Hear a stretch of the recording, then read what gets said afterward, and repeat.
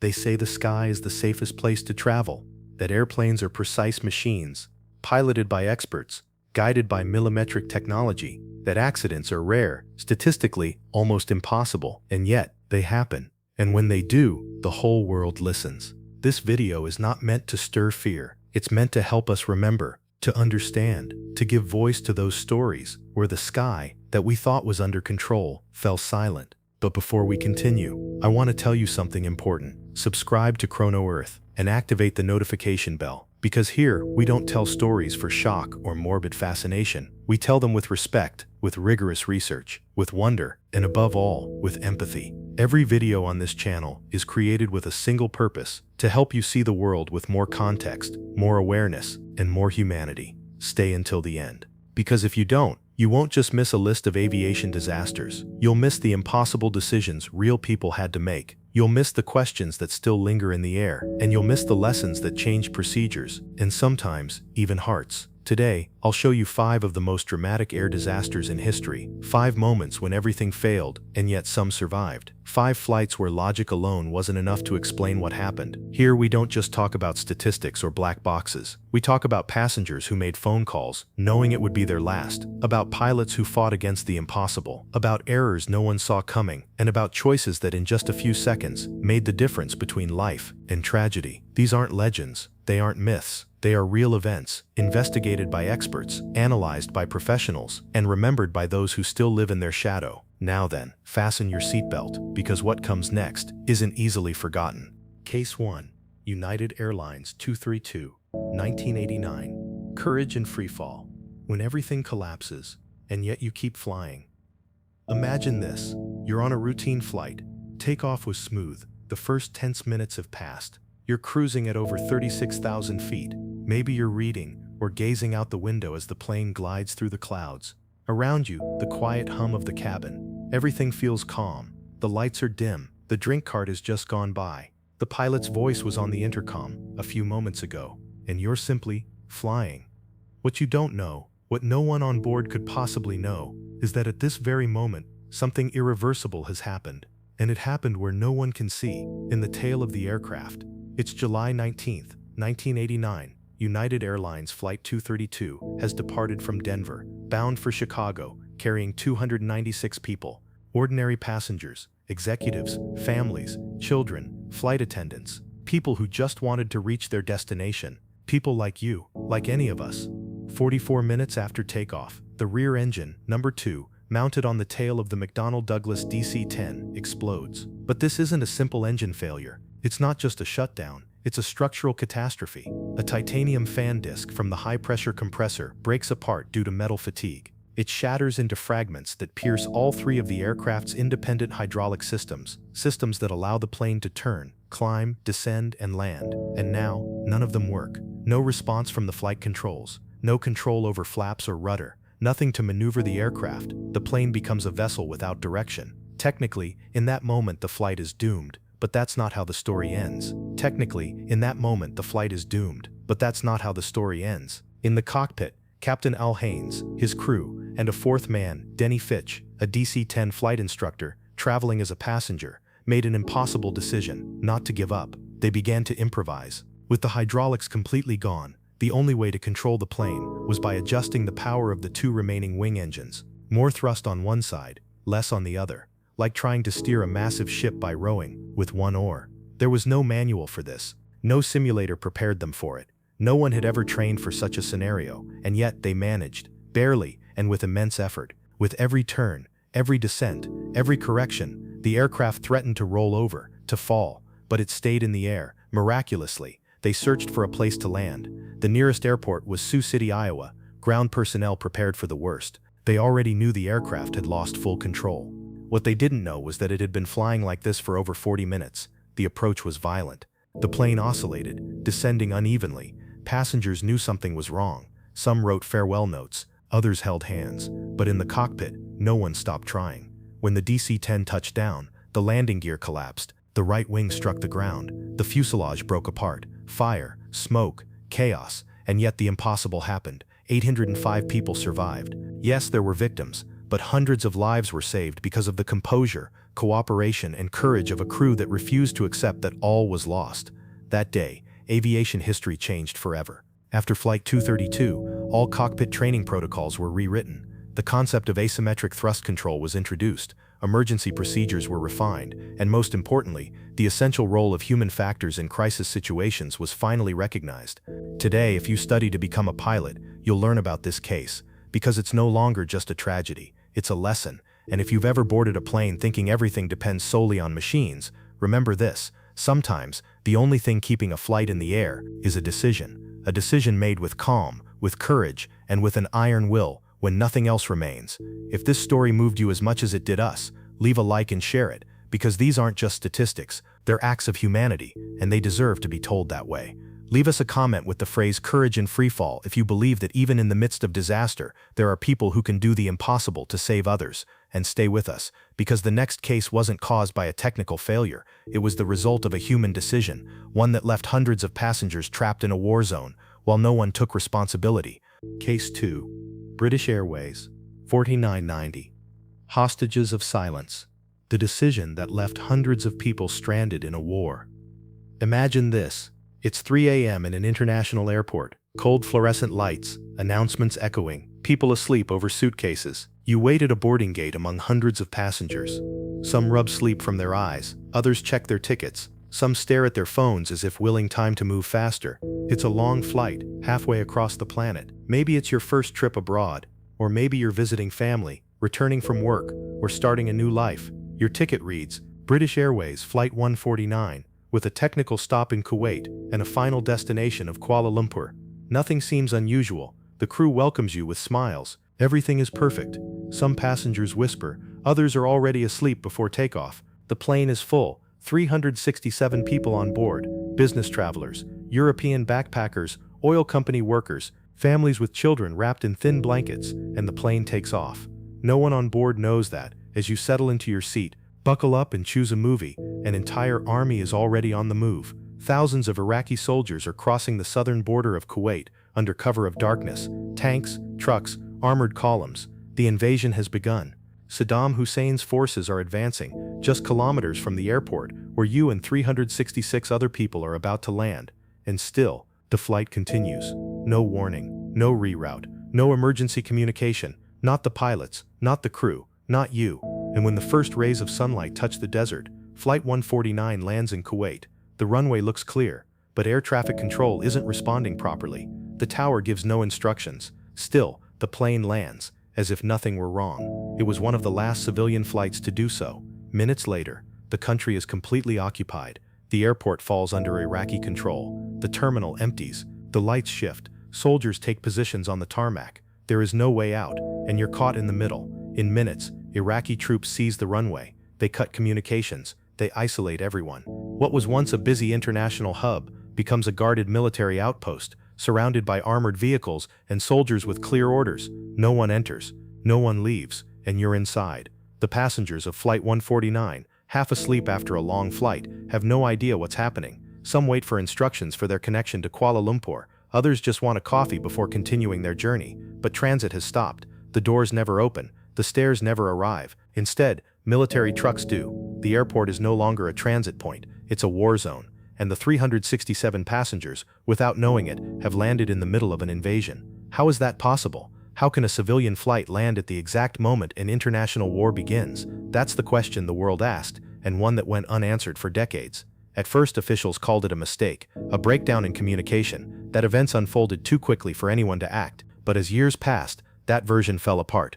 Declassified documents, leaked testimonies, intelligence reports, all pointed to the same conclusion. The British government knew. Military radar had already detected Saddam Hussein's advancing forces. Intelligence agencies were aware of the armored columns crossing the border. Even neighboring countries were closing their airspace. And yet, Flight 149 took off and landed, just in time to be caught. Worse still, some sources claim it wasn't a diplomatic error, it was a covert operation.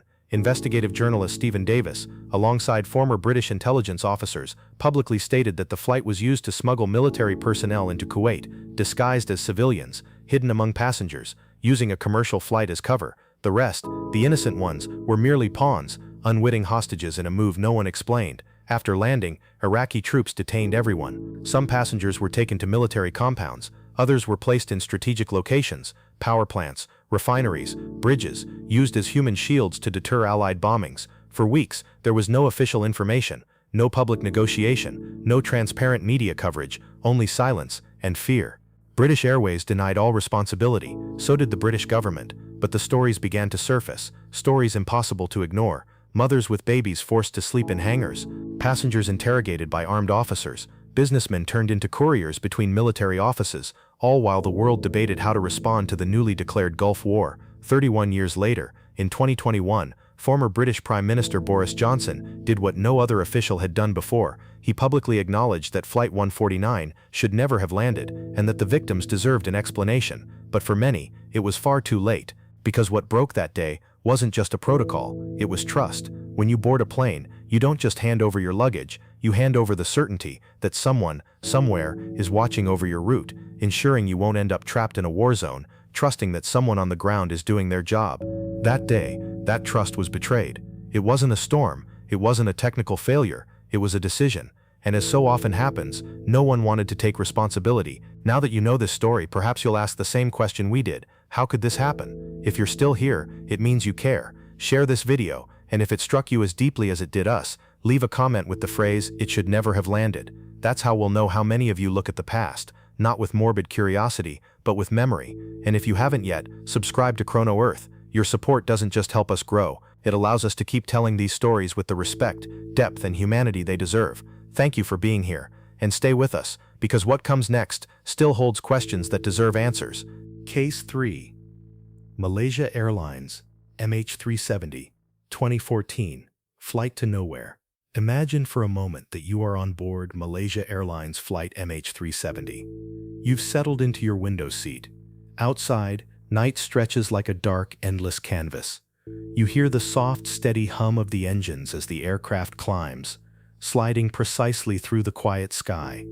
Maybe you're flipping through a magazine, or simply watching the flight map on the screen in front of you.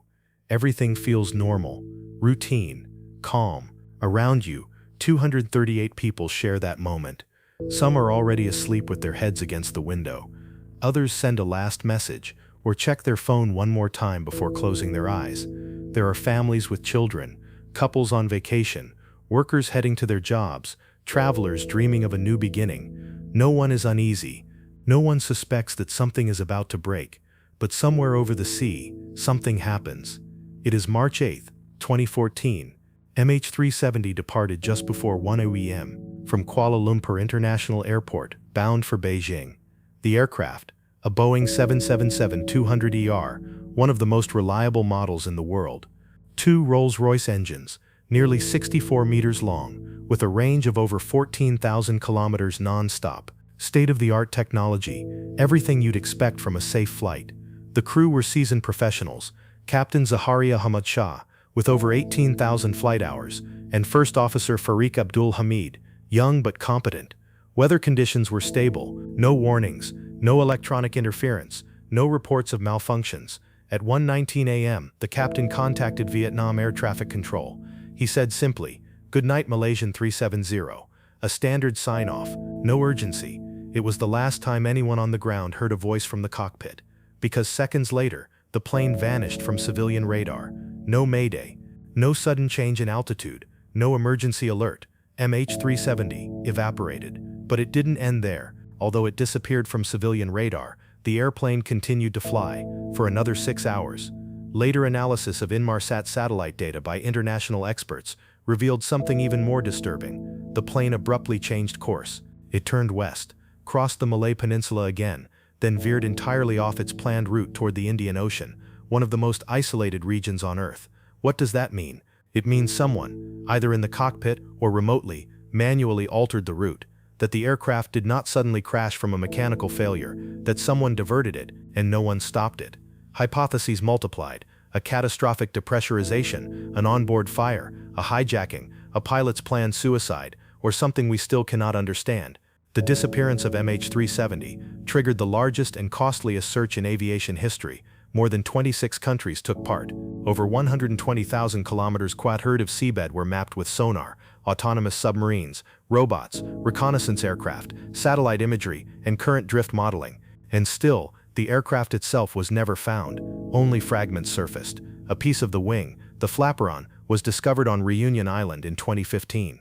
Other small debris appeared in Madagascar and Mozambique. None allowed investigators to reconstruct the events. None contained the black boxes. The flight recorders, which could have revealed the final minutes in the cockpit, were never recovered. No bodies, no seats, no main fuselage, nothing. In 2018, after 4 years of investigation, the International Commission presented its final report. It was devastating. The cause of the disappearance of Flight MH370 cannot be established with certainty. The aircraft has not been located. No responsibilities can be determined. The report confirmed that the communication systems were manually shut down from the cockpit, indicating deliberate action. But it also stated there was no proof of terrorism, sabotage, or human error. The result: a void, a cutting-edge aircraft, a trained crew, flying in the hyper-connected 21st century, vanished. And today, 11 years later, 239 families still wait for answers. Parents, children, siblings, partners, who never learned what happened to their loved ones. Some still leave letters at Beijing's airport.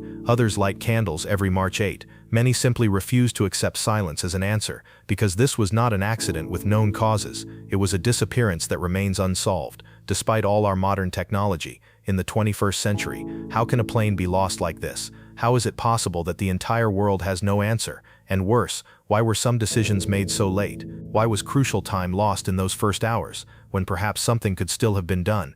Sometimes the darkest mysteries aren't in the distant past. They hide along trajectories no one wants to look at directly. Today, MH370 is an open wound in modern aviation, a symbol of how little we still understand and how fragile certainty can be.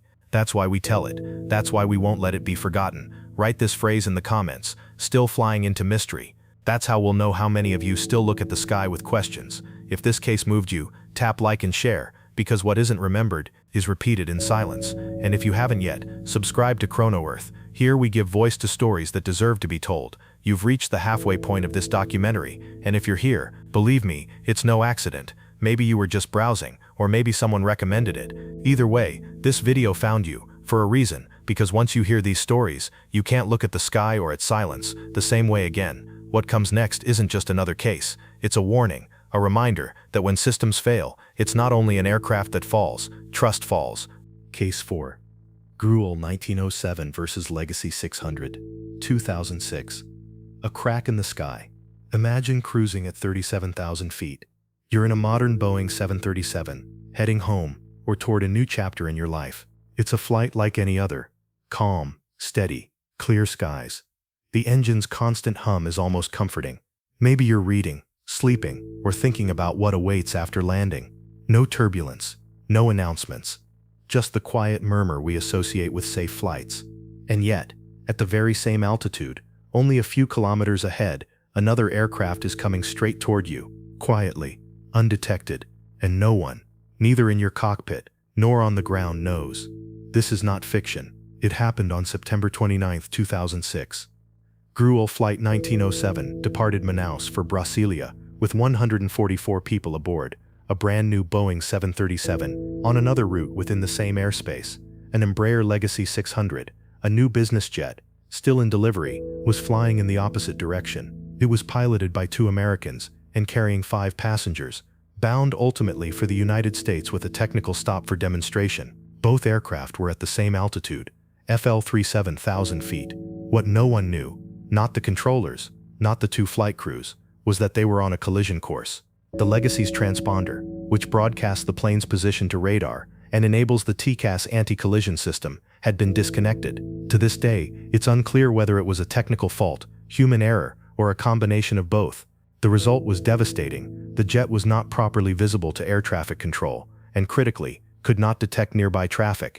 Meanwhile, the Gruel 737, unaware, maintained its course. Subsequent investigations revealed multiple communication failures between the Legacy pilots and Brazilian air traffic controllers. They had been assigned a descent to FL 360, but it was never confirmed that the instruction was understood or followed, and the ground stations didn't insist. No alarm was raised. The sky, which should have been monitored layer by layer, was blind at that point.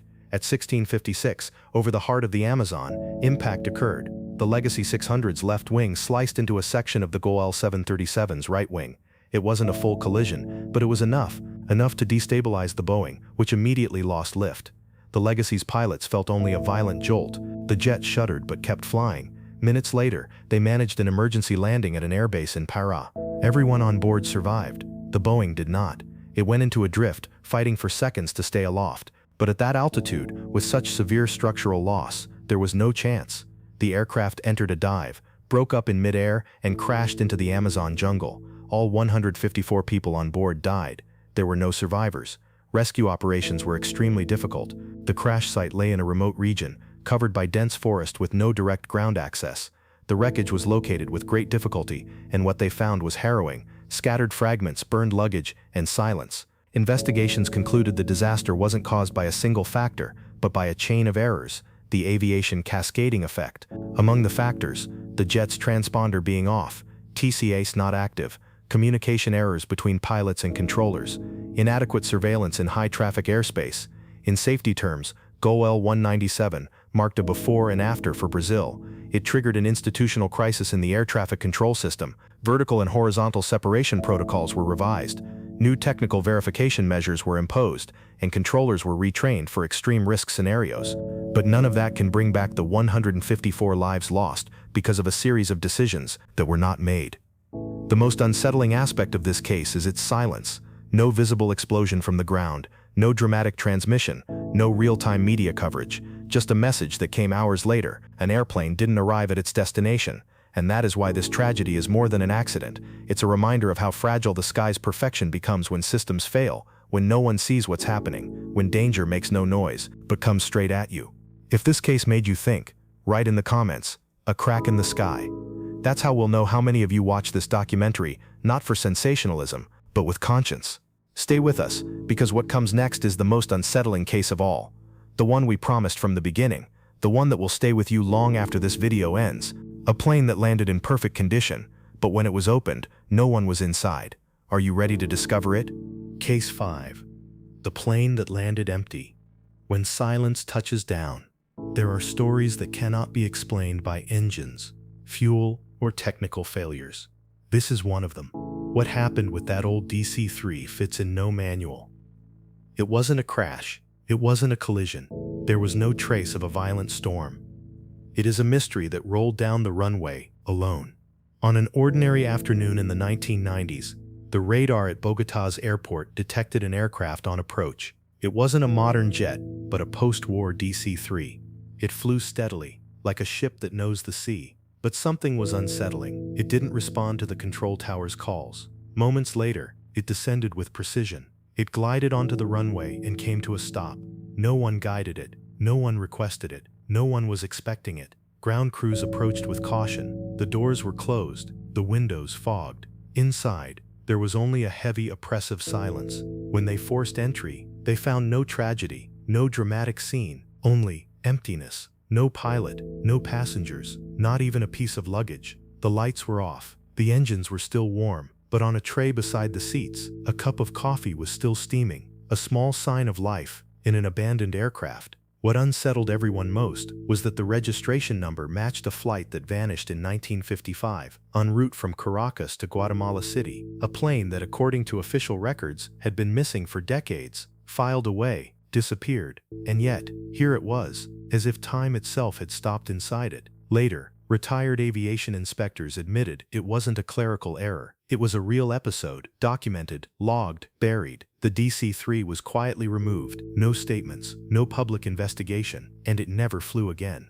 Was it a paperwork manipulation? A military experiment? An inexplicable anomaly in the skies of Latin America? We don't know. But there is something more disturbing than a disaster, what cannot be explained, that moment when logic stops and the inexplicable takes over. It wasn't a tragedy with victims, but it was a challenge to our reason, a crack in what we think we know, and in that space, mystery becomes memory. Leave us a comment with the phrase, "It landed, but without answers." Because each of us deserves to seek meaning where others see only silence. And if this story stirred something in you, if it touched that spark that refuses easy explanations, please like this video and share it, because stories told with respect stay alive in our collective memory. Thank you for coming this far. Now it's time to pause, to take everything we've seen and ask what it truly means. Because what you've just watched isn't only stories of accidents, archival dates, or failed flights. They are mirrors. Each case was a crack in the sky, yes, but also a crack in our perception of what we believed was under control. And that's why, before we close this journey, we need to talk about the most important thing. What do these cases really tell us? What have we learned? What repeats, and what never changes? What follows is not a technical conclusion. It's a reflection, one that deserves to be shared, and one that may not let you rest. And that is part of flight. After learning these 5 cases, it's hard to look at an airplane without thinking how fragile everything can be. Because beyond technology, beyond statistics, beyond the sense of safety we get from a ticket and a seat number, one thing doesn't change: human vulnerability. And we're not just talking about fear of flying. We're talking about errors that repeat, about truths that are silenced, about stories archived without justice. Each of these cases leaves us a lesson and a wound. This isn't about sowing panic. It's about not forgetting, because every plane that crashed, every flight that vanished, every pilot who faced an impossible choice carried people with names, surnames, and futures, people who aren't numbers, nor entries in a technical report. They are living stories that too often were shut down too soon, with stamps, with excuses, with silence. The International Civil Aviation Organization (ICAO) has recorded over 13,000 serious aviation incidents since 1945, and although flight safety has improved significantly, with a fatal accident rate of fewer than 0.3 per million commercial flights in recent years, almost every accident today is preceded by warnings that went unheard, and that is truly unsettling. A Flight Safety Foundation report confirms that over 70% of aviation accidents stem from avoidable human or organizational factors: communication errors, misapplied protocols, hasty decisions, political negligence, and sometimes deliberate operations that drag innocent passengers into their wake. It isn't always a storm, sometimes it's a decision. What unites these 5 flights isn't just tragedy, it's the echo of what they left behind. The echo of what we still don't understand, and the echo of those who, like you, like us, refuse to forget. Some of these cases led to change: reforms in the cockpit, new emergency simulators, re-evaluated routes, codes of silence that over time were broken. But others were never closed. They were diluted in bureaucracy, in war, or in the fear of admitting a mistake too great to bear. And this is where memory steps in, because aviation safety doesn't depend only on technology. It depends on truth. As long as there are stories untold or poorly told, there will be risks that don't disappear. They simply hide. These 5 flights remind us that even in the sky, yes, that space we associate with freedom, movement, horizons, there can be cracks. Technical cracks, human cracks, moral cracks. And that's why we're here to face those cracks with respect, not with sensationalism, not as spectacle, but with questions. What happened? Why did it happen? And what still hasn't been said. If you felt the same, if this documentary awakened something in you, leave a comment with the phrase, "And the sky keeps the memory." That's how we'll know how many of us keep looking up, not only with wonder, but with respect. Thank you for staying until the end. Thank you for flying with us through a story told not from fear, but from memory and humanity. And if you've reached this point, believe us, it's no accident. It means there's something in you that wants, like us, to understand, to remember, and not to be satisfied with the surface. So if you haven't yet, subscribe to CronoEarth, like this video, and share it with someone who, like you, values stories told with depth, respect, and truth. This is CronoEarth, and as long as there is a story told wrongly, we will keep seeking it. See you on the next journey.